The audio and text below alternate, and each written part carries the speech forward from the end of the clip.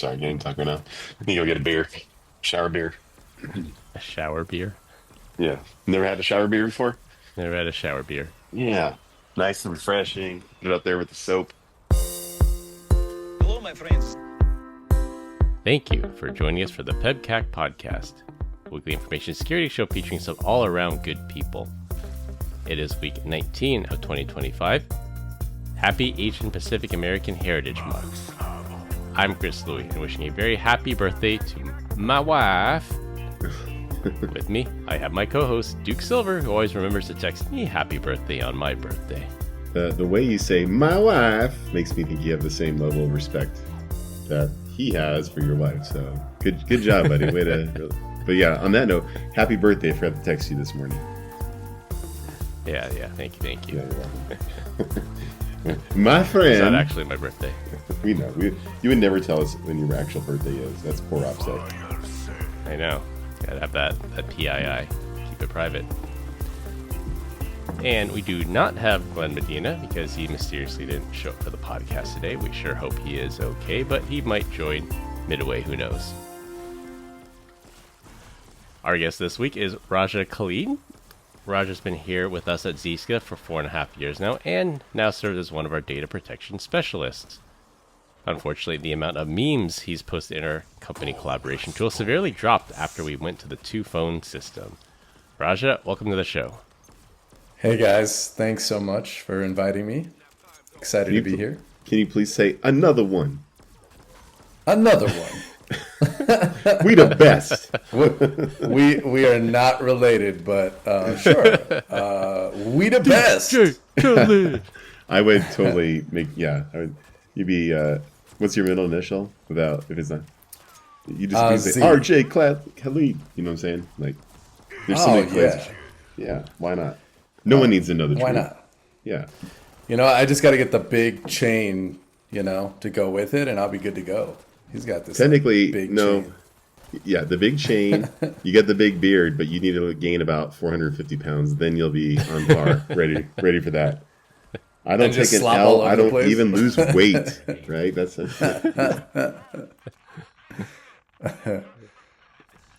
Good to have you on, man. It's about time. Yeah, I'm excited to be on. Excited to do this. Well, combined, we still have decades of information security experience here, not just to educate, but to entertain. We've got 4 awesome stories for this week, so sit back, relax, and enjoy the show. This week, we're going to talk about Pell runners, Microsoft going passwordless, for our third topic, scattered spider, and close with AI job replacement talk. Now, before we get started on our first topic, I think Brian is in our 51st state, and before the show started, he told us he submitted a moose, so we gotta get that story. And what are you doing up there in the Great North, Brian? So I was invited to. So number one, I'm not calling it the 51st state right now because I think I will catch way too much hate up here. People look at me sideways when they find out I'm from America. But in large, they're nice to my face, at least with that. Now I was invited to Banff, which I believe is in Alberta. I could be wrong. To do a little speaking engagement. So I flew into Calgary, drove an hour and a half into literally God's country. It's beautiful right here. And then I had a speaking engagement this morning, and then I got another one tomorrow. Then I'll be headed back on Friday and do some dinners and whatnot. But yeah, they submitted a moose. I told you it was a rear-necked choke. The reality is there was one on the road, and I drove under it, and the top of the windshield slapped the nuts of that moose, and he fell and he cried. Things are huge. I thought it was in a freeway overpass. Nope, just a moose. So no rear and no choke, just nakedness. Just naked. Apparently. Yeah, apparently no. I actually haven't seen. I saw some deer this morning though. Deesh, how big was this thing? Oh, I didn't actually. Yeah, I didn't actually drive underneath one. I've seen moose before, but I've not seen one on this trip. But they are pretty massive. Like they would. I'm in a Jeep Grand Cherokee, and I think it would probably total the vehicle and then walk away like nothing happened. They're massive, man. Yeah. You're for sure gonna have a bad day if you hit a moose, even in a Jeep. All right, for our first topic, we knew it was happening, but now we know to a certain extent how AI is fueling the cybercrime underground to steal millions of dollars. In a recent report, the California public school system estimates that up to 25% of community college applicants are just AI bots looking to steal money from the Pell Grant system. The bot's goal is to bilk state and federal financial aid money by enrolling in classes and then remaining enrolled in them long enough for aid disbursements to go out. They often accomplish this by submitting AI-generated work, and because community colleges accept all applicants, they've been almost exclusively impacted by this fraud. The term for them is called Pell Runners. After enrolling in a community college, they apply for those federal Pell Grants and collect as much as $7,400 and then vanish. Since the fall of 2021, California's community colleges have given more than $6.5 million to these Pell Runners. I was wondering how you got that new vehicle, Chris. Why? $7,400 at a time. Why you got to go against the community colleges, though? You know, those are like the bedrock of the United States. Like, go after Stanford, go after the big boys. You know, that's where the money's at. Some with a huge endowment, yeah. Yeah, somebody with a huge endowment that could get you some extra cash. It's a brilliant strategy, though. I thought a huge endowment had something else to do with like the male. Never mind. Anatomy. Brian's brain always going there. That's not the same thing? Okay. But no, you're right. Community colleges, I remember when community colleges were actually cheap. I don't know if they still are, but they're free in California. For real? Oh, yeah? That's yeah. awesome. First 2 years? And then it used to be... Yeah, when I took classes there in high school, I think it was $13 a unit. So 4-unit class was, I mean, still pretty cheap, $52. But I think it's free now in Good job with the California math. for community. Never thought you would have been good at math, man. I know, you wouldn't think so, right? No indicators at all. 13 times 4 is 52. Who knew? Just I guess double they're double again, Brian.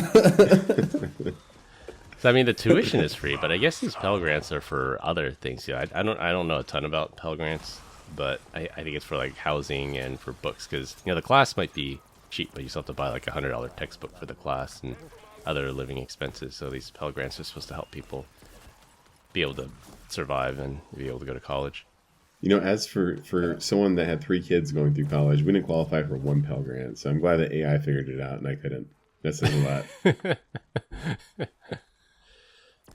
It was one of those things. You need to go ahead. Submit this paper. I mean, and it's one of those things you want it to be a dead giveaway. Like you can't write a PhD level thesis and have AI do that and submit it. It has to be. You have to have the prompt say I barely passed 12th grade and rate it, add a few grammatical errors in there and make it seem legitimate. I feel like AI is getting better at certain things, but just worse at others. The verbosity is not there. It's never on. Like some of the analogies it comes up with are just, they don't make any sense at all. Like I don't know what's going on. I miss the old ChatGPT 3.0 days where you didn't have to coach it and train it to be unhinged. But one day we'll get there again. It makes you a great son and a great husband, though, because anytime you can go to ChatGPT and like, hey, write me an amazing letter for my mom for Mother's Day, or write me an apology letter to my wife. I mean, that thing spits out such beautiful poetry. I love it every time. Raj got that bookmark. Yep, need another apology letter, and make it sound not like the last 10 that you wrote me. So I may have done something like that recently with my daughter, and then she didn't respond. I was like, "You didn't respond to my text." She goes, "Because I took a screenshot, I gave it to ChatGPT, and it said that it wrote it." And I was like, "God damn it!" Like, I'm not gonna communicate with a chat with a bot, Dad. She figured out the trace buster thing. I know, it was wild. Yeah, caught. Now you got to use Grok. So if she uses ChatGPT, then you plug your prompt into Grok. One thing I've noticed is that I can, if I preface the conversation at the beginning, the conversation with I have 5 sentences. I'm like, remember, it's me, not you. I talk like this, not like this. Then I can get something semi-usable if I'm looking to put something together. Yeah. Yeah, you definitely got to guide it.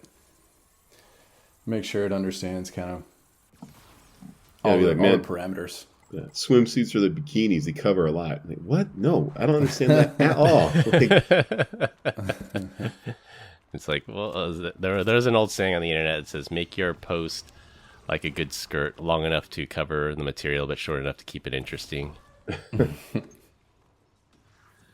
But back on the topic here, I think with the advent of AI, I think the identity piece is more important than ever because of all these AI chatbots and being able to impersonate people and being able to spin up identities and steal other people's identities. That I was thinking of, Sam Altman has this startup, I think it's called WorldCoin, and it's a cryptocurrency that does, I think it does iris scans. And we'll probably get into more of this in the next topic about passkeys and things. But I think that is important, that your identity, just because you have someone's social security number, and we talked about it last podcast, like that doesn't mean anything. Everyone's social security number is already exposed out there. That doesn't prove you are who you say you are. It has to be something non-reputable, like an iris scan. here's the next pump and dump. How about World Star coin? I think that would be. All you do is you upload a video, make sure you say World Star, and then you get this crypto token. Yeah. I think that'd go. By the way, that's my everyday, is customers like, hey, I want to build a dictionary to look for a single social security number. I'm like, well, that's going to be efficient. Impossible. Yeah. Or, hey, I'm looking for a single credit card. Okay, so you want to trigger every time somebody buys lunch? Like, what are we doing here? So, I remember there's a lot of education. The first time messing with DLP and doing like a dictionary looking for my social security number, right? I'm like, I think I was doing like DLPtest.com. I'm like, this works great. And then I turned it on everywhere, and it was like 10,000 alerts in like a week. I'm like, what the hell's going on? JSON is a mofo. That is for sure. Those GUIDs are everywhere. Yeah. Google Drive's notorious for that one. Mm-hmm. I almost feel like Google Drive went on the dark web, got all of our PII, and they're like, create a GUID based off of people's PII. And then that's just what they use. So it's just always firing on all these DLP engines. Yeah. By the way, that reminds me, there was actually a customer that had he was like, my customer or my user is not posting sensitive data. I don't understand what's going on. And we tested it out, and he's like, look, he has Bing open. On Bing, he's searching for something else. On another browser tab, he does have some sensitive data, but he's not posting anything. Why are you guys triggering? And I'm like, well, Bing is actually scraping the data from the other tab, and we're seeing that as a post. And he was like, oh, yeah. His expression was definitely memorable. Ooh, that's a good one. So Bing is cross-site scripting? Yeah. Or no, that's CSRF, right? Cross Cross-site. tab. That's not cross-site scripting, but yeah, it's scraping data from other tabs, and so keep that in mind, that could very easily be a way for your data to get out as well. So Our browser sandbox is not as strong as you would hope.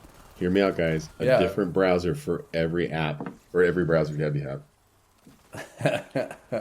Chrome was supposed to have done that. Like if you open up Task Manager in Chrome, like each tab is supposed to have its own process. Supposedly. supposedly. Process. Where's Victor? He'll say process is correct. The Victor beta didn't even program. vote. I don't want to hear his nonsense.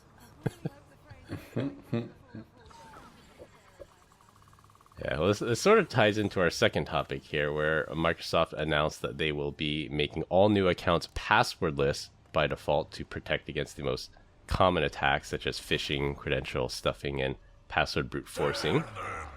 Microsoft recommends passkeys as their recommended authentication method, which is phishing resistant and uses biometrics instead of a static password. So could this finally be the year that passwords die? They're going to have to die. Man, I can't wait at some for point. I can't wait for my grandmother to call me and try to figure that out. Figure out how to use a passkey. Yeah. Biometric? You mean like the movies? Yes, Grandma. This is what you got to do. Yeah, it's going to be interesting for a whole generation of people. As much as I'm not a YubiKey fan, I get it. That seems like that's got to be the direction we go. Oh, is that post-quantum safe as well? Probably not, is it? PQC?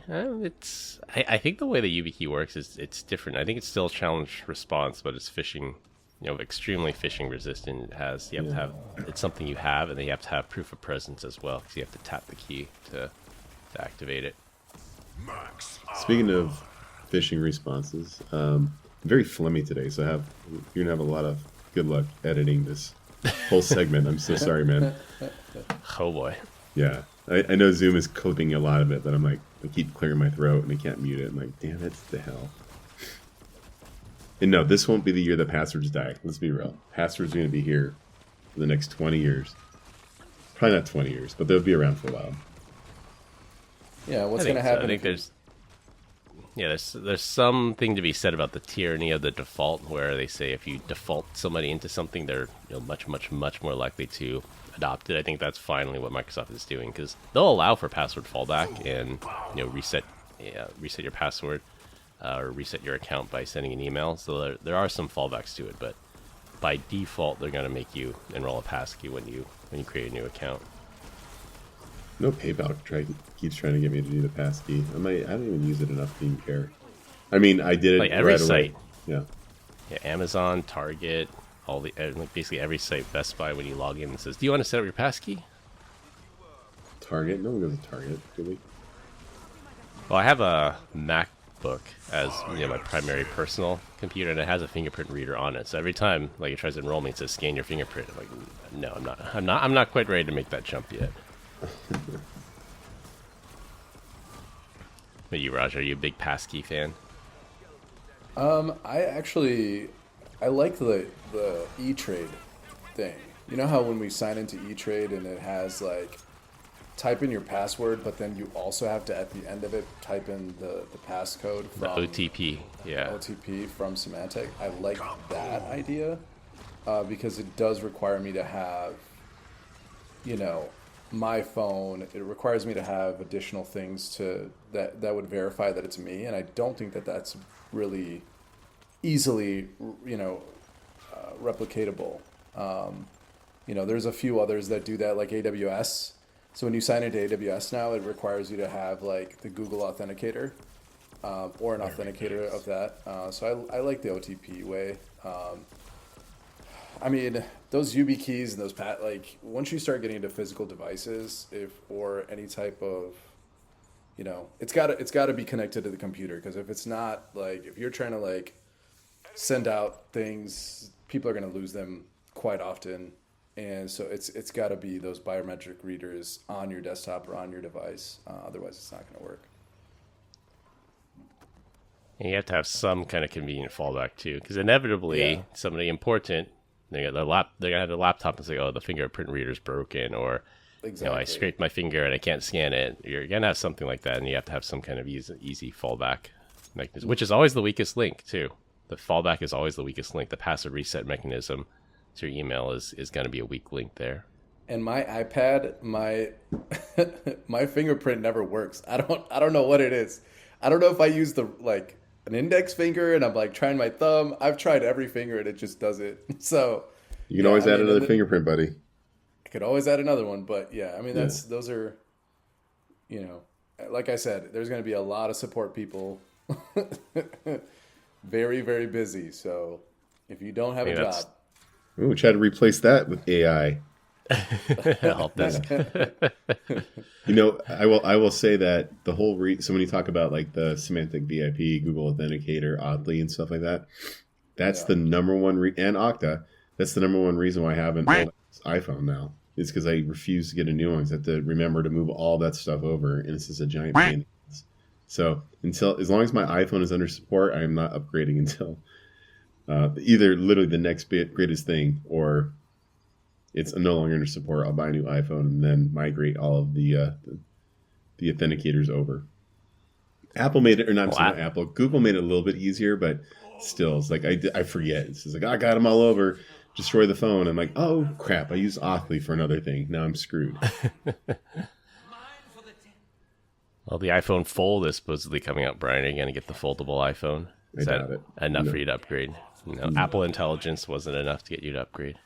I think you used it for like 3 minutes yourself, and that was about it. So That's true. I used Image Playground. I made a couple of funny images, and then it's like, no, I'm done.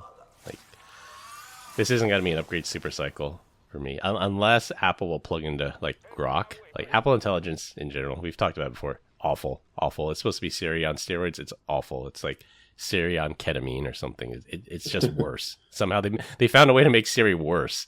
And then like just plug into Grok, plug into GPT, plug into Anthropic. Like, we fixed this problem, Apple. You don't need to reinvent the wheel. By the way, did you guys go with the 2-phone thing, or did you go with the the Android? Oh yeah, I got the two. yeah. I got them both right here. Yeah. yeah, I got a trap phone. Don't worry about it. Yeah, that one was fun. Explained to the wife, no, baby, the company's making me carry two. Yup, that was the first person I had to explain why I had 2 phones. And then that Kevin Gates song of like, I got 2 phones. It just kept ringing in my ear for like months when I first got it. No, to her credit, my wife is pretty understanding about IT security. She's like, yeah, I get it. But I'm like, yeah, I actually kind of like Kevin Gates. He's good, to be honest with you. Yeah, he's got a lot of good songs. I think having the biometric, because when I say biometric, there's the fingerprint reader on your computer, but then for most iPhones and a lot of Samsung or Android phones, they have a facial ID, Face ID. So you can do Face ID now. So it says, if I'm on my computer, it says log in to Amazon. It says go to your iPhone and scan your face. That's all it takes. And but most people have a smartphone that have a fingerprint reader or a Face ID reader. It's just, can it go wrong? Or what are the corner cases? Like, I'm on an airplane, my iPhone doesn't have service. Like, how do I log in? Yeah. Or you got kids that want to download apps and, they know that they just got to pass by dad and then flash the phone in front of your face and think it's funny because, or that you won't catch it. Yeah. We had Brian and I have a mutual friend where his kids tried to do that. When the Face ID first came out, they printed a picture of the dad and held it in front and tried to do it that way. Or they held it in front of him when he was sleeping, but he turned on I think in Apple there's like a feature where it says Face ID won't work unless your eyes are open and looking at it. They tried some clever workarounds on that one. Didn't work, but got to give him credit for that hacker mentality. I think his kids hated me because I sent them, I think before we even started here at Zscaler, I sent them a Circle by Disney, which I think is like a semantic product, but and it was phenomenal, man. Locking down the kids, making them do things. It was great. Yeah, that was like content filtering 1.0, but Yeah, it was good all enough. DNS based, yeah. Yeah, good enough. Well, we'll see. Every year is the year the passwords die. We'll see. I think Microsoft's probably the first one to make that major change. Maybe Apple will be next, or Google will be next. Actually, I think Google just moved to multi-factor by default, so they're slowly moving in that direction. They're not making passkeys by default, but they are making mandatory MFA now for new Google accounts. Yeah, you definitely need that. Did anyone actually think that Microsoft would make it this far? Like, I kind of felt like they were too big to fail. But like the whole licensing, how they did stuff, and then there was this pivot to the cloud. I was like, oh no, man, I have to start selling differently. But they figured it out. Kudos to them. Azure's a beast. For sure. Yeah, Office 365, that whole thing. It was one of those things. There were very few companies that could force people. I think Adobe is another one. When Adobe changed from on-prem software to Creative Cloud, they bullied people into that one. And I think it has some more to do with their monopoly or oligopoly, that there's no alternative. If you're on Exchange and they raise the price for support 25% every year, like, you eventually have to move off or just pay exorbitant fees like the U.S. government probably does. Well, that, and then, Oracle would probably be another good one, right? Oracle owns SAP? Yeah. No. Oracle and SAP are competitors. What is their... SAP is the same thing. Like, they're moving people from on-prem to SAP Cloud. HANA, and that's right? the same thing. They said, if you want on-prem, we're going to raise your support fees, 25% every year until you get off. Is Oracle PeopleSoft? What is their ER? Yeah. Yeah. Okay, Oracle's that's right. PeopleSoft. Or Oracle ERP. Yeah. That's just what they're called. Can you imagine? Zscaler DNS. I'm like, come on, guys, try a little bit harder. Hey. No, it's got to be ZDNS then, because they put Z in front of everything. I know. For our third topic, we have a pair of stories from the hacking group Scattered Spider. If you remember, Scattered Spider were those kids who are really good at using social engineering to hack into companies like MGM Grand, Caesars Entertainment, Ubisoft, Samsung, and Rockstar Games. Now, law enforcement has caught up with a bunch of the kids and arrested them, yet they're still going on a hacking spree. It's a bit like Dread Pirate Roberts, where no one man is DPR, but it's a title that you temporarily hold until you pass it on the next person. Members are primarily English-speaking teenagers and young adults from the US and the UK. And Bleeping Computer just this week reported that a cyber attack against British retail giants Marks & Spencer took out all their e-commerce business and shut down their physical stores while the deal with the cyber attack was attributed to this Scattered Spider hacking group. Did they pick their own name, or did CrowdStrike give them that name? I don't know if it was CrowdStrike. They did not. It's not a self-proclaimed name. It's actually no. I think you're right. I think CrowdStrike does know them. They're known by like UNC and then a 4-digit number, and then the Microsoft has their own naming convention. But I believe you actually are correct. I think Scattered Spider is a CrowdStrike name for them. Yeah, I always wondered. So cool. They don't name. I just name myself. I don't have to name myself. I'm not Cloud God anymore. They call me something else. Your Midnight Hurricane, Brian. Yeah, I always wondered what they named, or what was the naming for like the U.S. based ones. You know, because like anything that's like Russian based is what like China a bear. calls us. Yeah, that's so Russia's the bear. I think China's the dragon. No, they're the pandas. Iran is pandas. Yeah, China's panda. I forget what Iran is, but I wonder if America's like the cowboys or the burger eaters or something like that. Yeah, what do other countries call our NSA and our hacking groups? Or there's these non-affiliated ones like Scattered Spider. I need a medic. So the Rockstar one, if I'm not mistaken, was like the leak of the newest Grand Theft Auto, right? Correct, yeah. So there were some videos that were in progress for GTA 6, and they released that. So let's talk about something really important here. So when GTA 6 comes out, I think in 2026, do you A, take the day off and sit there and wait 27 hours for it to download, or do you B, take the day, or do you take 2 weeks off, go buy the game, bring it home, still wait for the updates, and just play for the next 2 weeks and have a good time? What do you do, Chris? Do you buy the game, or are you just going to download it?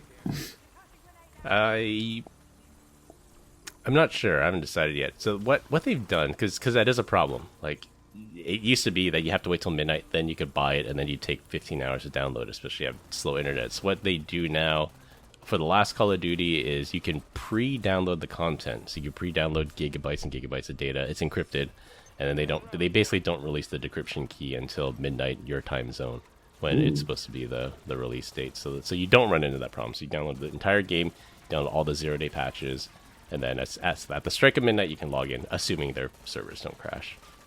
So you are taking a couple weeks off, if I'm reading between the lines here? I don't know about a couple weeks. The last game I took time off from work to play was StarCraft 2. And that was a little while ago. But I think Raja has a plan here. He's going to work backwards. So it releases May 2025. So around October-ish, he's going to get his wife pregnant so that when May comes around, he's on paternity leave and he can play all the games he wants.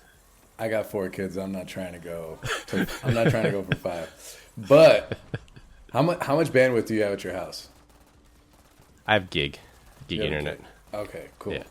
Yeah. So, I have just the normal whatever, but in my apartment in Mexico, I have 600 megs, and that's just like the basic internet. Now the box is made in Wuhan, China, so there's that. But so it infects your network in more ways than you think. If I'm downloading anything, I'm definitely downloading it there, and then I'm going to try to bring it back. Now, do I have to pay any tariffs? I don't know. I guess we'll find out, but definitely do it there. So the I next know, big that's, question. that's crazy, huh? Like Mexico, base internet 600 meg. Like here, Yeah, I like mean, it wasn't your even- basic essentials package is like 50 meg, and you can't even like go on Zoom with 50 meg. Like it's ridiculous. Correction, you can go on Zoom with like 1.2 megs per second. You can't do Teams or anything less than 300 megs. Let's be real. Fair enough. Fair enough. They're busy scraping off everything off your system and uploading it while you're on there. To Bing, yeah. Yeah, the bing bong. All right, the next big question before we go back to our story: are we Xbox or are we PS5 or PS people? I don't know if it'll be a PS6 by then. I have no idea. Or they don't do Streambox, right? They have cloud gaming now, but you still have to pick the system. But instead of downloading the game, you stream the game. Oh, okay. So what platform are you guys? So I'm gonna disappoint you guys, but I'm on PlayStation PC. 4 still. So, and I Yeah. wanted to get the 5 just for college football, but I was trying to, I don't know, teach my kids some kind of lesson about financial responsibility or something, which I've been regretting ever since. Like, you know, so I'm still. Here's with another PlayStation DJ Khaled line. Congratulations, you played yourself. 4. I did play myself. Damn. All Okay. right, well, good on you for holding the line there, though. That says, yeah, even though I'm super tempted, I'm holding the line. Got to teach the kids a lesson. So what are you waiting for? Next big deal that comes in, graduation. PS6. Probably PS6. I don't know. I just don't want to be, you know, model hopping and, you know. I mean, I had to show them. define model once- hopping. Because back in the day, that meant a different thing. Yeah. But you know, because I never had PS3, so I had PS2, and then I went to PS4. So I think Even I'm- guy. He only buys the even number systems. I'm going by the even number system rather than going, you know, system by system. So Man up, That's true. PS8, buddy. That's the next upgrade. yeah, there we go. That'll be good. Just Yeah, I you can actually- base 64. So I actually model hop. So I was PS3, Xbox One, and then now I'm on PS5. You platform hop, you whore. Okay, platform. Maybe that's better. Okay. So I do have the Spider-Man version though. That's pretty cool. It got the, you know, spider on top. It's really nice. So I like that a lot. for dinner parties, you can show all your friends. Yeah, I'd be like, hey, look, it's the Spider-Man Look what I version. got. Yeah. Yeah, give me approval. Yeah. It's an extra $29 when I bought this, I'll have you know. It's only 5+ years old, but yeah, it's great, you know.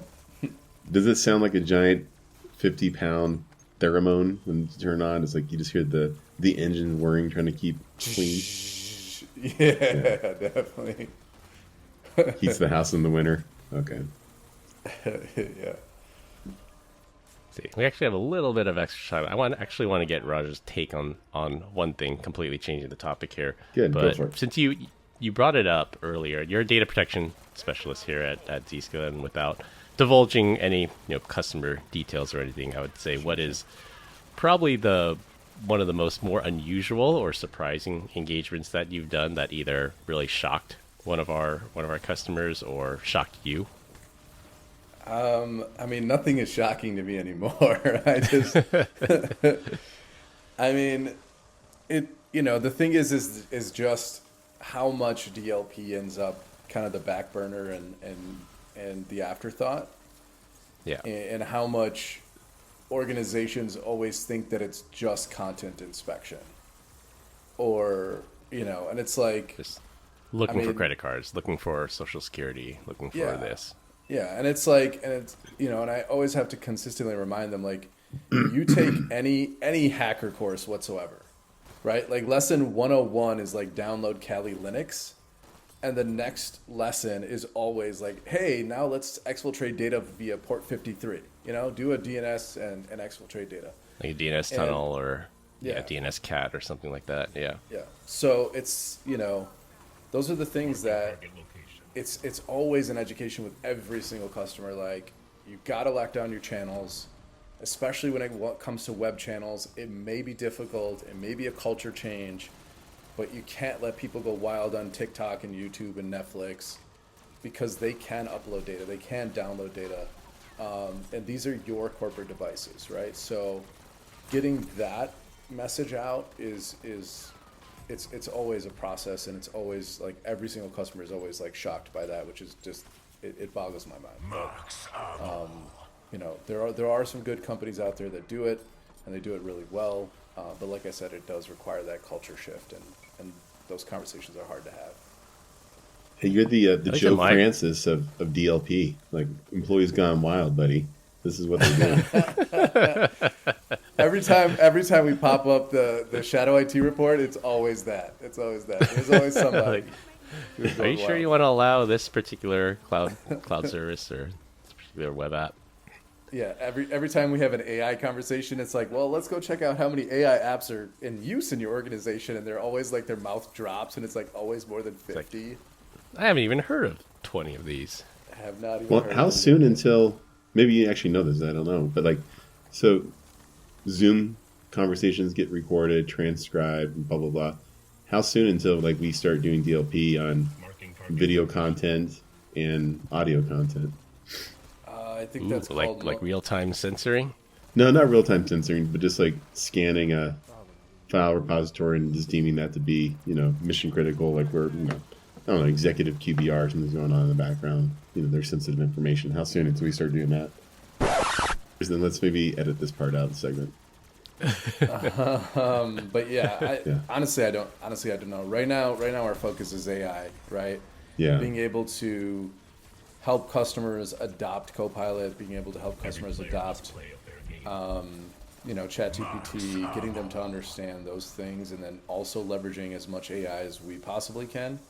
So that's the focus right now. But you know, at some point, that's going to have to come in, right? Where AI starts to listen into a Zoom conversation and pulls out, you know, certain data or whatever, and helps you to do that. So there are ways of doing it. Just we haven't done it ourselves currently. So I wonder if we ever get what I referenced before, like real time censoring. That if we're ever going to get like on a time delay, because when we're talking, it's near real time, maybe 1 or 2 second delay, but just like the broadcast TV channel, like the Super Bowl, they said there's a 15-second delay in case there's something inappropriate that comes up, like another wardrobe malfunction. Like, is Zoom going to get there where we have like an API and it plugs into DLP in? If I accidentally say like my credit card number out loud, or accidentally say the code word for one of our internal projects and I'm not supposed to, will it in real time like mute me or censor me or something? Like, I wonder if there's a market for that. that would be cool, but when it comes to Teams and Zoom and anything that requires, you know, like minimal, you know, and customers get very, very touchy when you start talking about Very latency. low latency. And about, Yep. yeah. So yeah, I mean, from a security perspective, I would love it, but yeah, networking teams would definitely not go for it. I don't know how much users would go for it either, but yeah, it's one of those things that's a very touchy subject. Like even doing DLP in general, just for Teams chat or doing, you know, for Slack chat, it's a very touchy subject because you have to SSL inspect it, and then you have to bypass the UDP traffic. So it just It's all RTC stuff. Yeah, a lot of customers get Yeah. finicky. What is some of the so we can do like the whole data protection assessment, and then we can do prompt logging. And I convinced one of our like a bank customer to do it, and the first prompt that was ever logged, and then since then he's shared with me some other funnier ones as he's going through it. But the first one that was ever logged is like, how do I tell my coworker that they stink? Which I thought it was hilarious.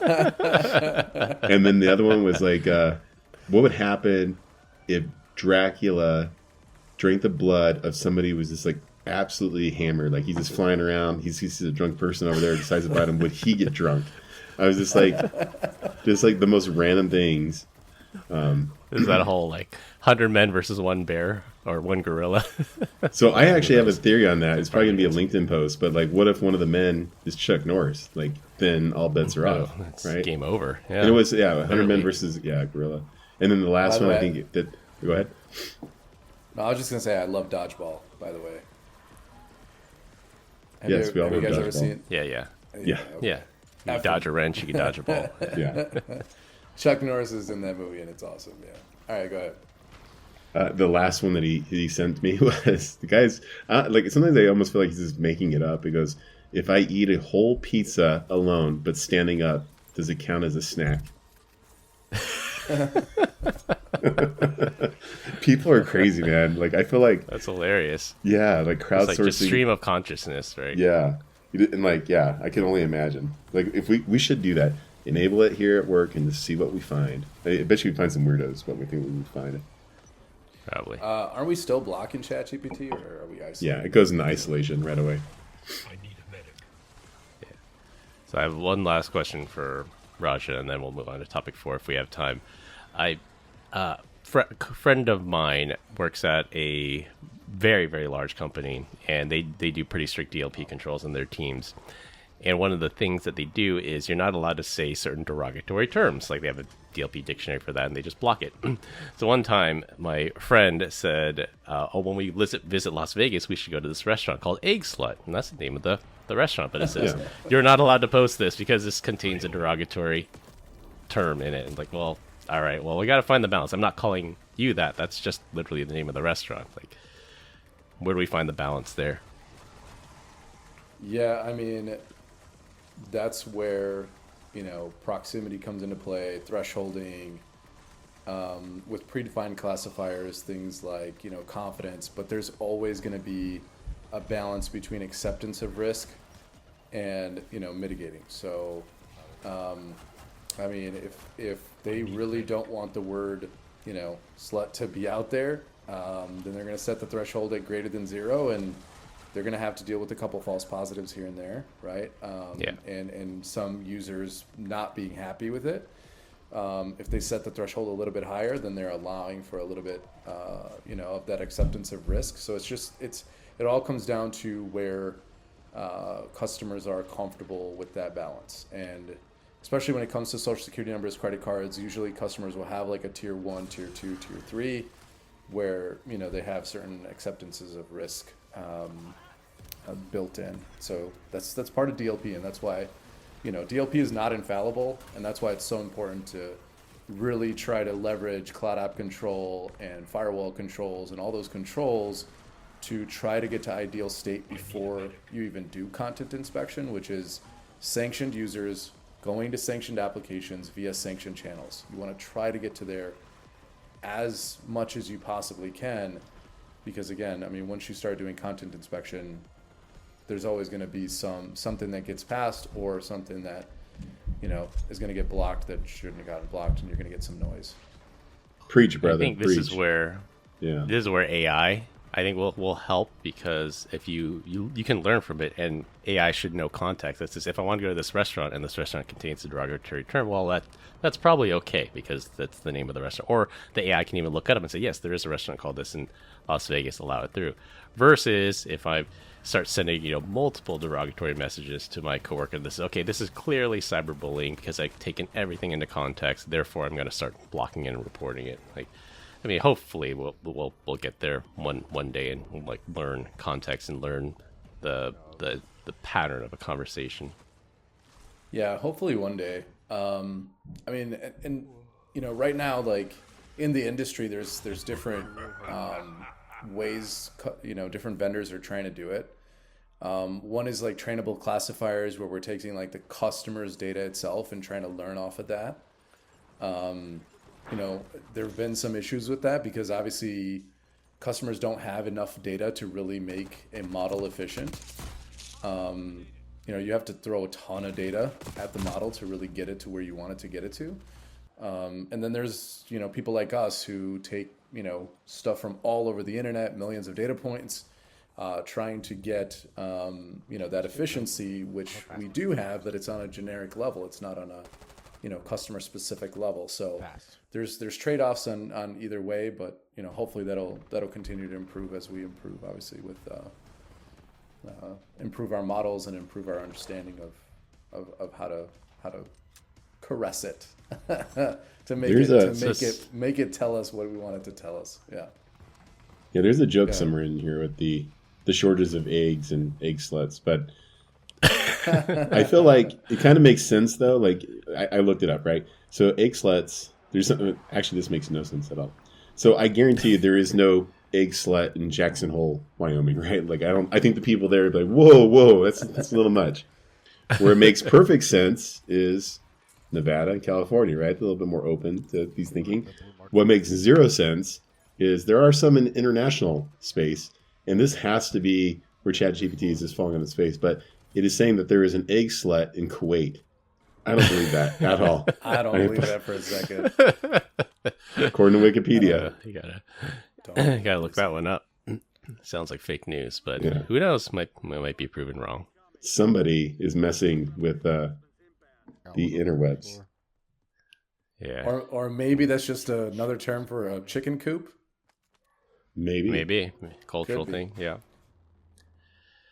Yeah. My last point on this, I would say, is just to your point, Raja, if you put good data in, you'll get good data out. Garbage in, garbage out. Like that's what we always say. If you train your models on good data, you're going to get good outputs. But if you take all this garbage in, or you try to do a one-size-fits-all situation, then you're bound to get some mistakes and false positives there.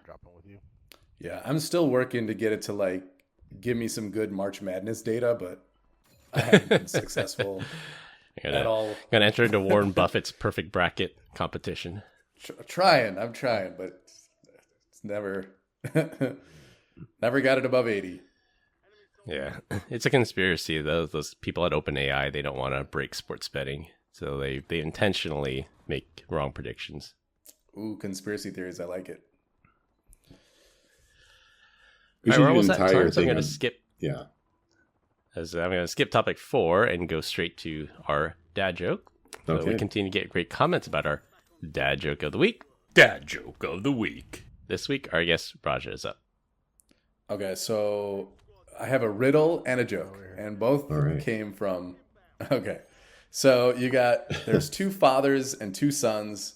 Each takes a fruit. How many fruit did they take? 2 fruits. The obvious answer is 4.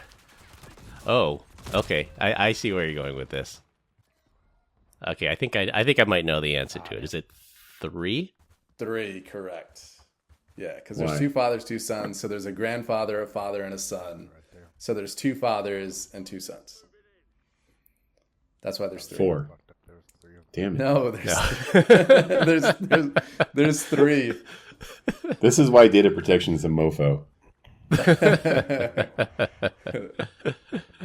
Explain the joke. Can you draw it on a whiteboard, please?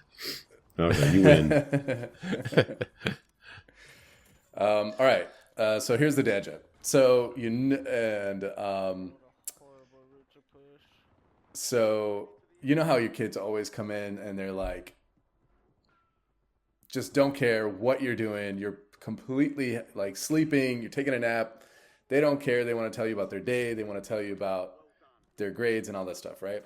So my response to my kids is, I'm so good at sleeping that I could do it with my eyes closed. And that's the dad joke for this week. Wah, wah, wah. Nice one. Yes. Yeah. All right, to wrap things up, scammers are taking over colleges. Microsoft is killing the password. Scattered Spider is posing to be a challenge to disband. And data protection is a journey, not a destination. That's all I have for this week. We hope you enjoyed this week's episode. Find us on LinkedIn. Links will be in the description. Follow us on Instagram at PEBCAK Podcast. Thank our listeners and subscribers. Rate us 5 stars in the iTunes Store and Spotify, and left us a review. We appreciate you all spreading the word to help grow the show. The best way to find us is to search for the PEBCAK Podcast in your favorite podcast listening app. By co-host Brian Deach and our guest Raja Khalid, DJ Khaled. I'm Chris. Thanks for listening. See you all next week, and as always, have a nice day. Bye, Felicia. Have a nice day.